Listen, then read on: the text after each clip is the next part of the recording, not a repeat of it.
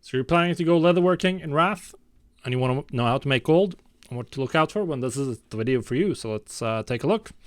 Obviously, the pre-patch is now upon us, so it's about time to get sorted with the last of these profession previews. So we're looking at leatherworking today.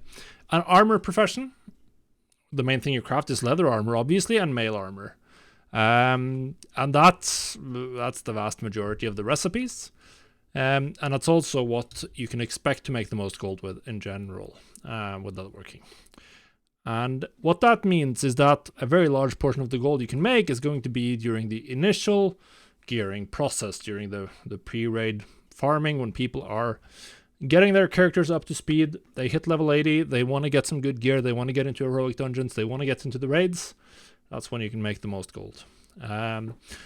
Outside, there's a couple of other recipes outside of armor that are relevant. You can craft a couple of bags. Down here, there's some ammo pouches, some a quiver for arrows. There's a leatherworking bag, a mining bag, and an inscription bag, I think, somewhere. Those are not super important, not terribly relevant. And then you have the leg armors, the leg armor enchants. These have generally pretty decent demand. People are going to put these on their leather armor, on their leg armor, I should say, not leather armor. So this is for physical DPS and tanks generally, is what you get from leatherworking. So that's also something that will sell.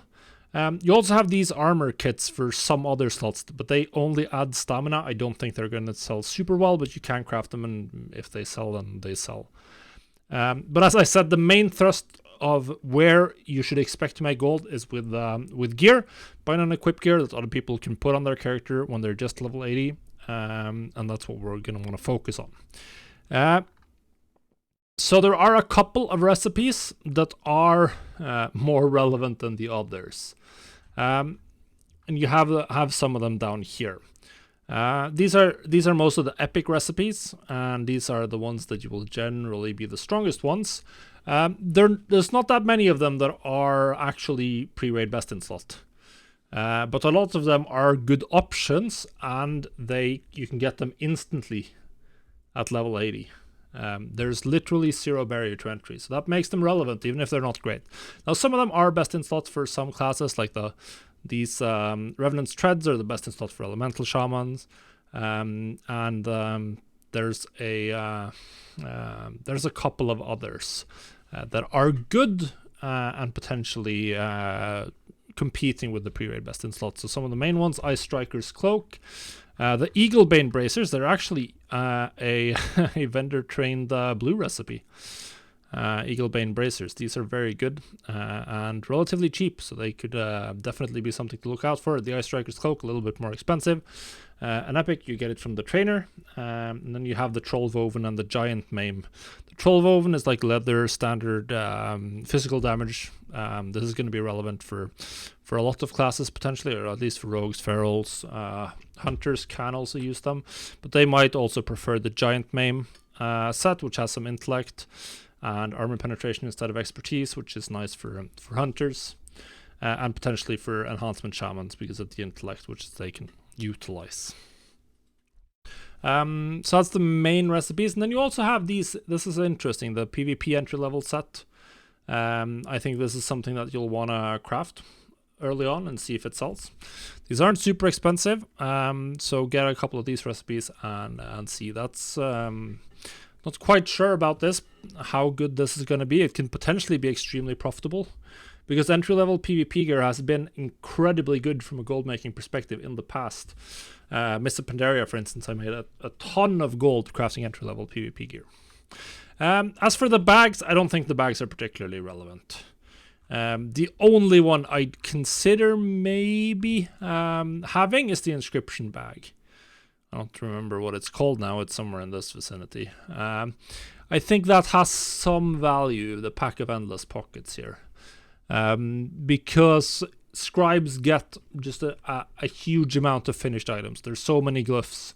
So for someone who has a character that's pretty much just inscription, then it might make sense with an inscription bag or two. But overall, I don't feel like these specialized bags are useful enough. Maybe hunters want the ammo pouches or the quivers. You get 6 more slots, but you can only use them for ammo. So it means that if you had to want to have more than 22 slots of ammunition with you at any given time for this to be better than a regular bag. So I mean, I'm not a hunter main, so maybe they'll prefer it. I don't know. As for getting the recipes, there's pretty much 2 main sources.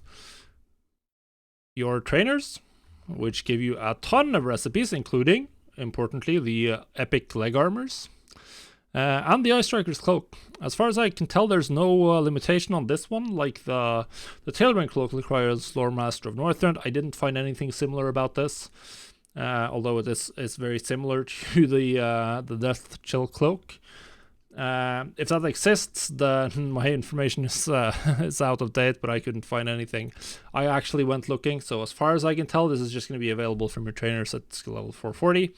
And then there's the neutral vendor Braig Stoutbeard in Dalaran, and he will sell you a bunch of recipes for materials. So either 3 heavy Borean leather or 2 Arctic furs for the more expensive leather epic recipes. I would not bother getting all of the epic recipes. I'd mostly probably focus on Giant Maim, Revenant's Treads, Trollwoven, probably not Windripper, because most of the leather casters, balance druids, they're mostly going to wear cloth. There's no advantage to leather for them, at least for PvE, and that's probably also going to be the case for leather wearing healers. Well, I haven't looked at every pre-raid best in slot, so it's possible there's some value here, but I'd prefer to focus on the ones with the most sell rate. As for these ones, I'd probably get all of them. Although I'm not a PvP expert, so if there's if people know that there's a specific class or that's more meta than others, then you want to focus on that. I mean, rogues have been a staple of Arena forever, so the physical damage leather sets should be good. Druids have also traditionally been good, which means that the leather healing set should be pretty good as well. Male, if I remember correctly, Beast Cleave was an Arena combination back in the day. Personally, I'd probably get all of them. It's just 3 heavy Borean leather per recipe. It's not going to be super expensive. And as I said early on, entry-level PvP gear has traditionally been extremely profitable for me.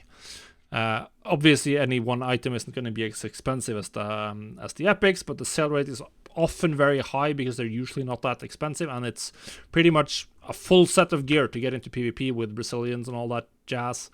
I think it's going to be relatively popular. So yeah, that's pretty much what you want to do.